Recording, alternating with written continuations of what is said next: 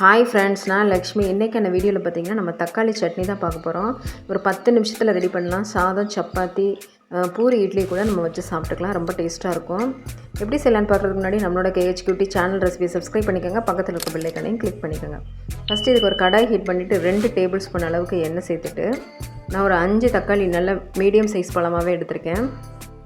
ரவுண்டாக கட் பண்ணிவிட்டு இந்த மாதிரி எண்ணெய் காஞ்சதுக்கு அப்புறமா போட்டு ஒரு மூடி போட்டு நல்லா வேக வச்சுருங்க. ஒரு 5 நிமிஷத்தில் ரெடி ஆயிரும்.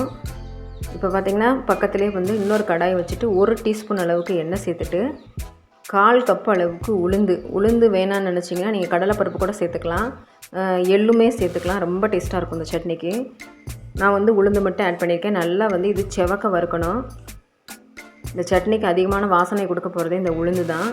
இப்போ ஒரு கையளவுக்கு பூண்டு சேர்த்துக்கோங்க. புளி ஒரு துளி அளவு புளி சேர்த்துக்கோங்க. வரமிளகா நான் 10 சேர்த்துருக்கேன். அவங்கவுங்க காரத்துக்கு தகுந்த மாதிரி சேர்த்துக்கோங்க. நான் 10 வரமிளகா சேர்த்துருக்கேன். நல்லா வறுத்துக்கலாம். இந்த மிளகாலாம் நல்லா உப்பி வரணும்.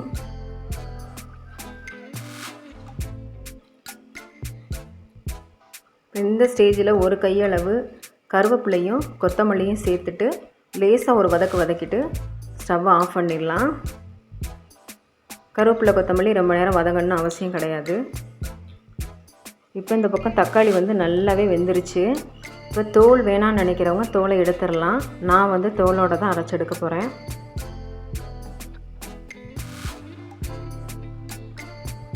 இதையும் ஸ்டவ்வை ஆஃப் பண்ணிவிட்டு இது நல்லா ஆற விட்டுருங்க. கம்ப்ளீட்டாக ஆறினதுக்கப்புறமா நீங்கள் மிக்ஸி ஜாரில் போட்டு அரைச்சி எடுத்துக்கலாம். ஸ்டவ் ஆஃப் பண்ணிவிட்டு ஆற வச்சிடலாம். இப்போ நம்ம சைடில் வதக்கின அந்த உளுந்து இதெல்லாம் ஒரு மிக்ஸி ஜாருக்கு மாற்றிட்டு ஃபஸ்ட்டு இதை அரைச்சி எடுத்து வரலாம். உளுந்து போட்டிருக்கனால இந்த மாதிரி குறப்பாக இருக்குது. இப்போ இதில் நம்ம அந்த தக்காளியை இதில் ஆட் பண்ணிடலாம். அந்த தண்ணின்னு எல்லாத்தையும் சேர்த்தே நீங்கள் போட்டு நல்லா அரைச்சிக்கோங்க. சட்னி கெட்டியாக வேணும்னு நினச்சிங்கன்னா இதோட வச்சு அரைச்சிக்கோங்க. இல்லை எங்களுக்கு கொஞ்சம் தண்ணியாக வேணும்னு நினச்சிங்கன்னா தண்ணி ஆட் பண்ணி அரைச்சிக்கோங்க.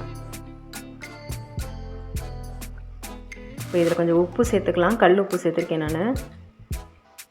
சேர்த்து இதையும் நல்லா அரைச்சி எடுத்துருந்து ரொம்ப வலுவழுப்பாகவும் அரைக்க வேணாம், ரொம்ப குறப்பாகவும் அரைக்க வேணாம். ஓரளவுக்கு மீடியம் ஸ்டேஜ் இந்த ஸ்டேஜில் இருக்கணும். இப்போ இதுக்கு தாளிப்பு ரெடி பண்ணிடலாம். ஒரு கடாய் ஹீட் பண்ணிவிட்டு 1 டீஸ்பூன் அளவுக்கு எண்ணெய் விட்டுட்டு கடுகு, பெருங்காயத்தூள், கருவேப்பிலை சேர்த்து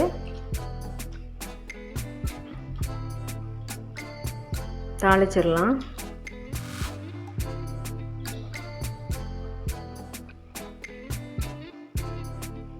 இதில் தாளித்து கொட்டியாச்சு. வாசனையே ரொம்ப அருமையாக இருந்துச்சு. நீங்களும் செஞ்சு பார்த்துட்டு எப்படி இருந்துச்சுன்னு கமெண்ட் செக்ஷனில் சொல்லுங்கள் ஃப்ரெண்ட்ஸ். மறக்காமல் நம்ம சேனலுக்கான சப்போர்ட்டை கொடுப்பீங்கன்னு நம்புகிறேன். நீங்கள் கொடுக்குற ஒவ்வொரு லைக் பட்டனும் இந்த வீடியோ நிறைய பேரை போய் சேரும். தேங்க்யூ ஃபார் வாட்சிங் ஃப்ரெண்ட்ஸ்.